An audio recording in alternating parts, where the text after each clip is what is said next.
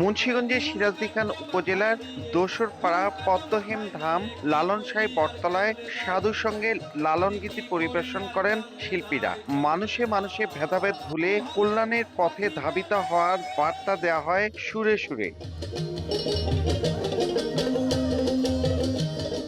হেমন্তের হালকা শিশিরের রাতের লালন আসর ঘিরে ছিল উপচে পড়া ভিড়। মানব প্রেমের বাণী নিয়ে বৃহস্পতিবার বিশেষ সাধু সঙ্গে অংশ নেন বিভিন্ন অঞ্চলের লালন সাধক ও ভক্ত অনুসারীরা। অনেক বছর ধরে বন্ধ থাকার কারণে এইবার একটু আমেজটা অনেক বেশি। লালন সঙ্গীত শোনার জন্য এটা খুবই সুন্দর একটা সুযোগ। লালনের গানের মধ্যে আছে মরমিবাদ, মানবতার কথা, প্রেমের কথা। তরুণদের মন খুব চাঙ্গা হয়ে যেতেছে। যদি মনে হয় যে সারা রাত যে এখানে গান শুনবো, তাও মনের তৃপ্তি মিটবে না।